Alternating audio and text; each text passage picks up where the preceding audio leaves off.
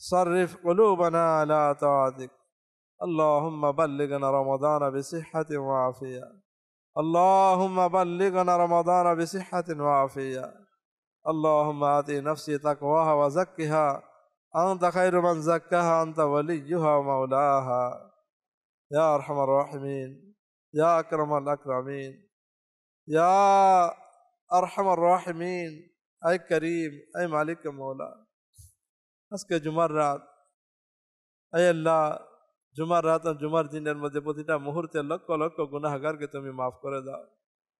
আয় আল্লাহ, দাওয়াত ইসলামের সাপ্তাহিক সুন্নতে ভরা ইজতেমায় এসে আল্লাহ তোমার ঘরের মেহমান হয়েছে।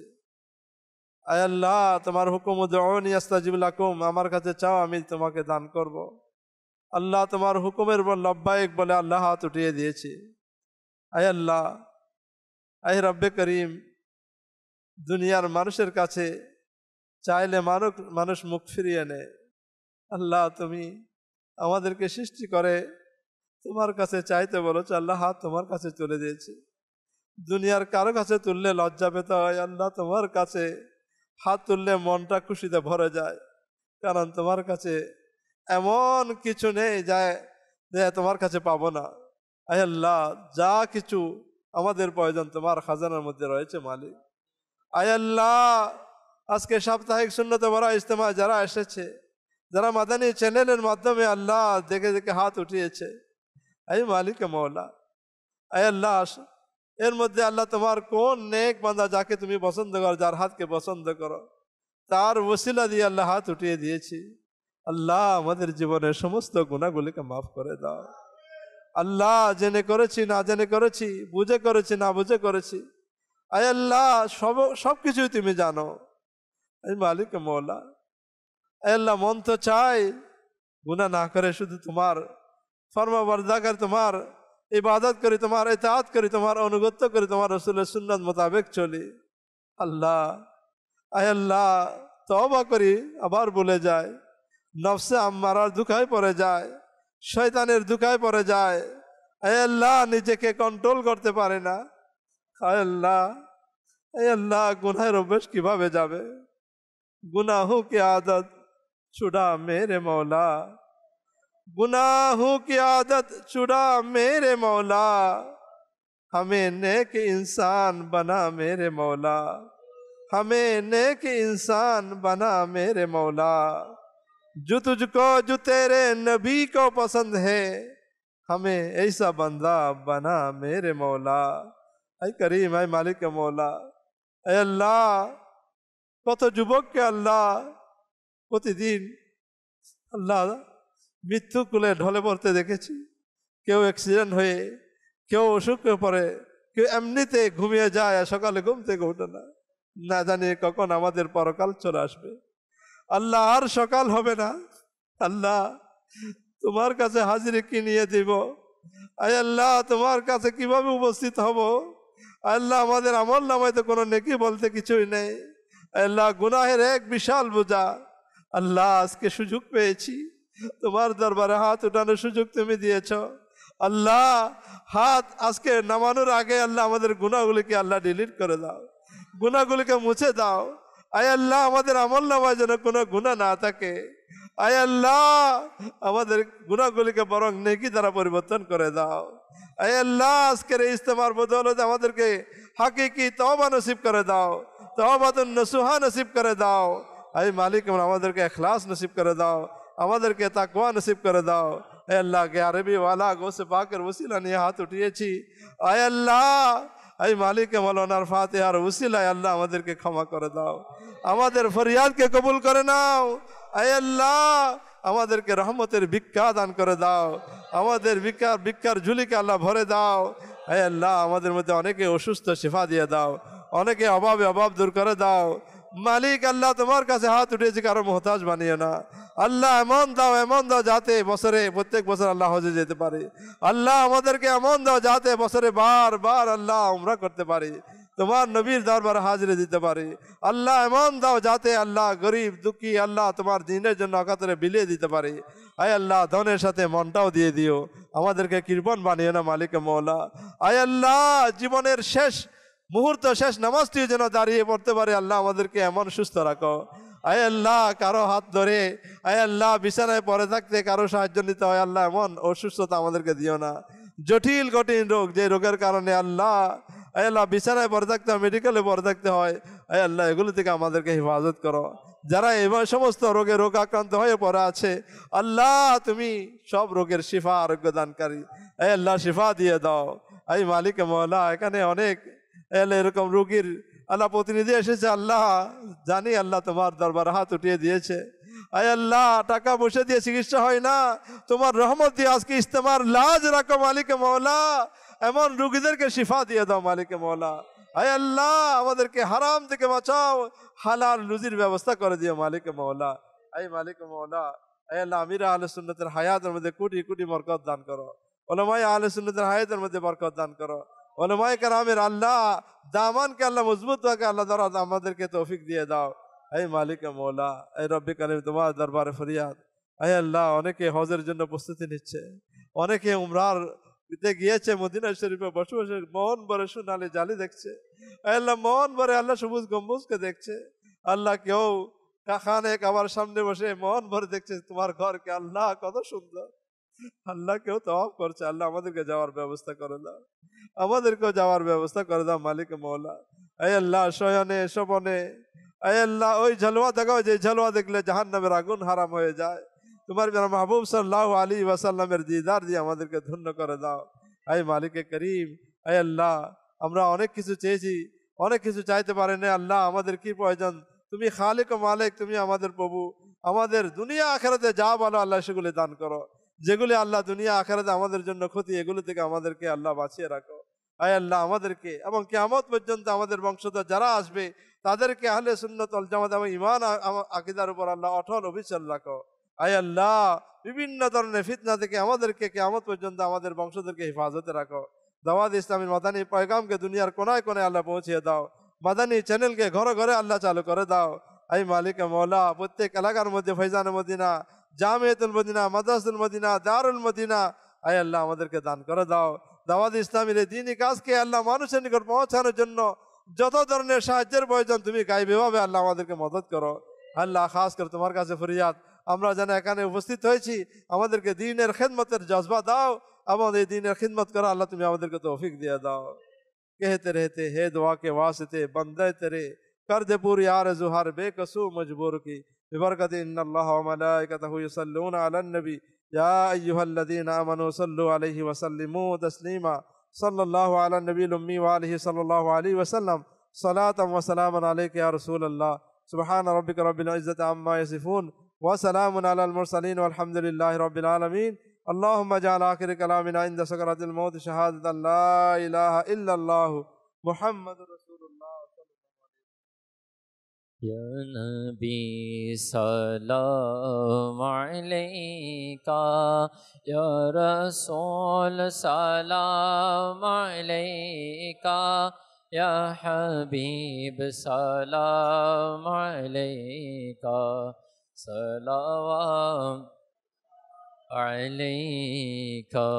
आसमाने तुम्हारा जो तो ज़मीने तुम्हारा जो तो आसमाने तुम्हारा जो तो ज़मीने तुम्हारा जो तो तुमी शाहिन शाह ज़मानार मदनी मदीने वाले या नबी सलाम अलैका, या रसूल सलाम अलैका, या हबीब सलाम अलैका, सलावतुल्लाह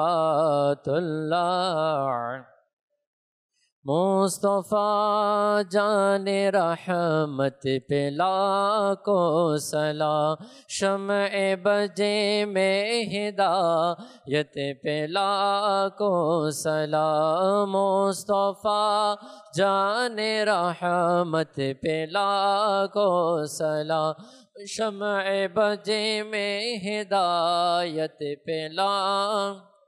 गौसे आज़म इमाम तकावन का, गौसे आज़म इमाम तकावन का, जलवाए शान कुदरत पे लाखों सलाम। मुस्तफ़ा जाने रहमत पे लाखों सलाम, शम्ए बज में हिदायत पे लाम।